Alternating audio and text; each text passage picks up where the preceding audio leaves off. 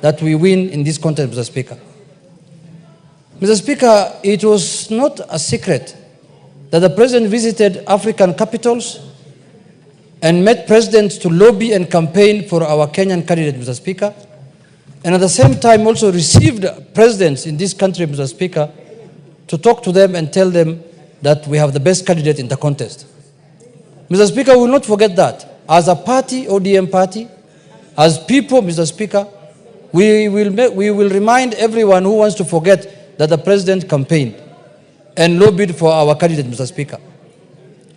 Mr. Speaker, also I want to thank the Right Honorable former Prime Minister Raila Odinga, Mr. Speaker, for stepping out, because, Mr. Speaker, it requires a lot of courage, Mr. Speaker, and determination to come out and say that I want to represent my country at a very high level, Mr. Speaker, of the African Union. Many Kenyans will want, Mr. Speaker, to contest for that kind of position, but it requires courage. It requires somebody who has the stamina, Mr. Speaker, to show and to come out and say that I want to run for this, Mr. Speaker. Mr. Speaker, this country could not have a better candidate than him, because his credentials are known, Mr. Speaker. And he has served the African Union, Mr. Speaker, at the level of High Representative on Infrastructure, Mr. Speaker, before, for a period of, I think, 3 years. And he had performed exemplarily very well. And he had done a good job. And, Mr. Speaker, he had all the credentials as a Pan-Africanist to contest for that high office, Mr. Speaker. Mr. Speaker, in an election contest, there must be a winner and there must be a loser. And you can also go on a draw. Mr. Speaker, it is not easy to raise the confidence of over 20 presidents of a country, Mr. Speaker. You have seen the first round, he got 22 votes. Those are 22 countries that have faith and confidence in the candidature of Honorable Raila Odinga, Mr. Speaker. Many of us, if we were to contest, we might not even get 2 presidents or 3, Mr. Speaker, or even 1. Even 1 vote of a president, Mr. Speaker. Even when he was going for the election, his last speech at Bomas of Kenya, in a conference that was held by the ODM party, he said he'll be very, and in the event he loses, he has a home to come back to. And life continues as usual. And he will do his things, his business, and other things that he normally does. But, Mr. Speaker, what has shocked me as a Kenyan, Mr. Speaker, and up to now I am still in shock, is not the loss that we had in Addis Ababa. Mr. Speaker, what has shocked me is that the celebration that happened in some parts of our country after we lost that election, Mr. Speaker. This was not a Kenyan contest, Mr. Speaker. Some of the people who are celebrating are keeping now busy the majority leader here. Can they sit down so that they can hear what I'm saying, Mr. Speaker? Mr. Speaker. Order, Wamawa and... These are some of the people who are celebrating. She celebrated, but that is fine, because in a contest you can... Order, Wamawa, you cannot cross the aisle like that. Mr. Speaker... It's a material what she wants to do.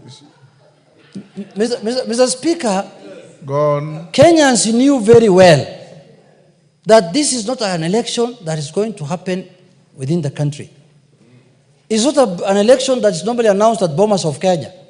This was an election that was happening at the African Union. And some of the Kenyans became so unpatriotic and supporting a candidate against Kenya, Mr. Speaker. And even campaigning for him openly in the social media, in all kind of sphere, Mr. Speaker. Mr. Speaker, I cannot be so unpatriotic. If today a Kenyan of any color, any race, any religion, any creed comes out to contest for an international position, Mr. Speaker, I will support. In the spirit of being a Kenyan, Mr. Speaker. That's all. The first thing that we need to look at is being a Kenyan. Not from the community you come from, not from your color, not from your religion, not from anything.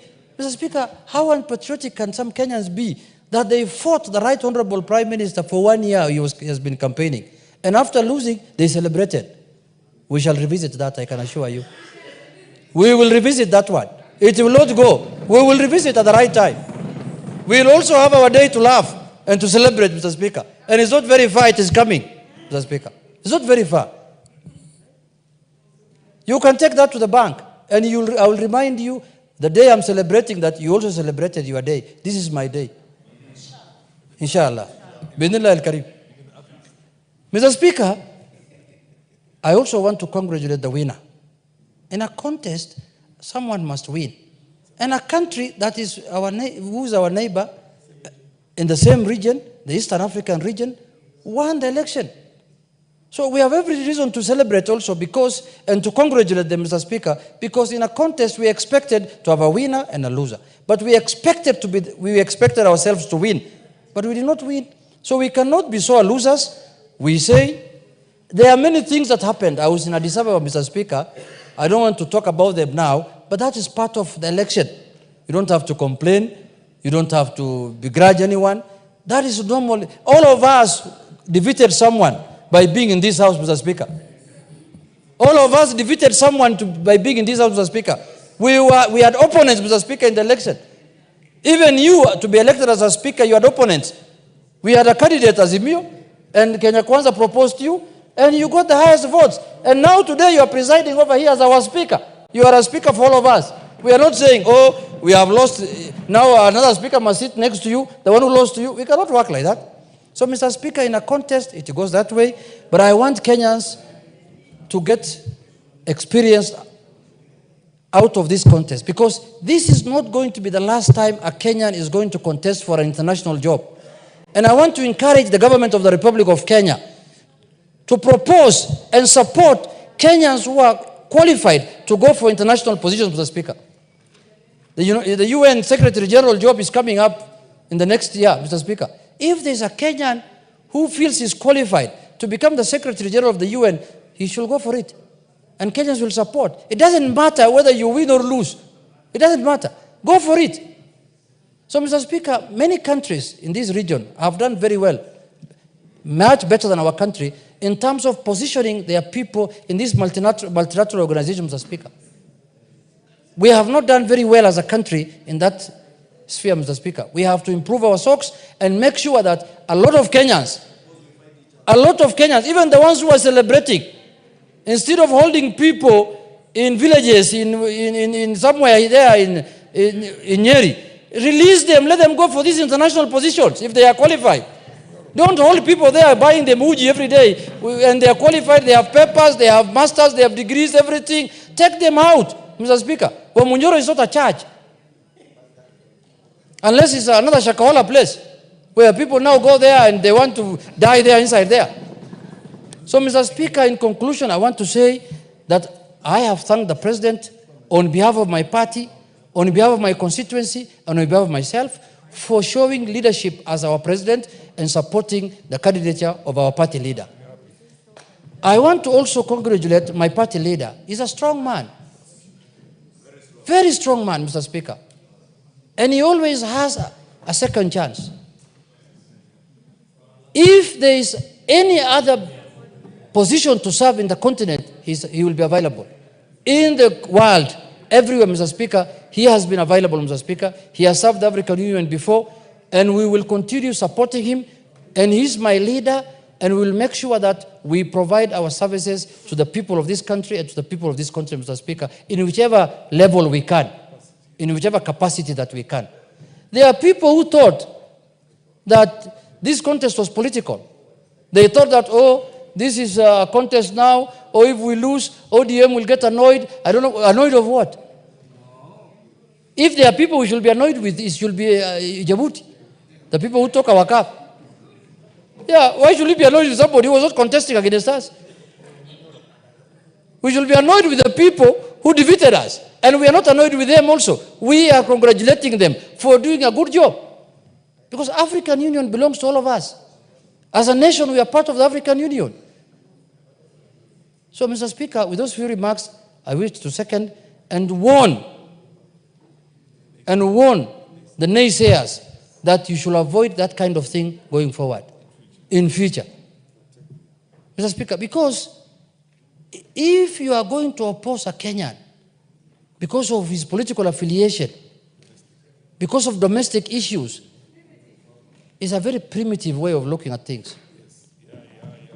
And I know some of the people, why we impeach them also, it was not in the impeachment paper, but it's primitivity. Some of them are very primitive people. Village mentality. You know, people want to go to international organizations. Instead of supporting them, you are judging them on the basis of what happens in a village, Mr. Speaker. I'm very sad about that. I do not expect people to celebrate the loss of a Kenyan in an international contest. It's a shame. Whichever you are, you cannot celebrate the loss of a Kenyan in an international contest. I repeat again. You cannot do that. You cannot do that. Now, if our athlete loses in a contest now, in the New York Marathon or in the London Marathon, you expect me to celebrate? No. Because he's not from my community? He's not from my region? He's not from my religion? He's not from my village? He's not from my what? Shame on you. Shame. And those people who did that must desist and never to repeat that. I must say that on the floor of this House, Mr. Speaker, because this is where we address issues of concern to the people. And that is an issue of high concern to the people, Mr. Speaker. When we are telling Kenyans that you cannot run in any contest outside Kenya. In the first place, even if we run here in Kenya, they will not vote for us, I know. We have taken very serious that matter, and we don't want it to happen in our country again. We want to support our people. We want to support our Kenyans, wherever they are. That is why we impeach certain people, because they were telling us we are not shareholders of this country. That's what they told us. We have not forgotten. They told us that you are not shareholders in this country. I don't know when the shareholding certificate was issued in this country. At independence, everyone was there. You should call for annual general meetings so that we know which shares we have. So you get impeached on that kind of nonsense and you continue celebrating again the loss of a Kenyan in an international contest. We will stand firm. We will hold our head high. We have not lost anything. We have, in the contrary, we have gained because we have registered the name of Kenya in the international arena, Mr. Speaker. With those few remarks, Mr. Speaker, I thank you. And I urge all members to support and to register their thanks, especially to the President and to the former Prime Minister who put his line or his head on the line, Mr. Speaker, for Kenyans. Thank you very much. Thank you.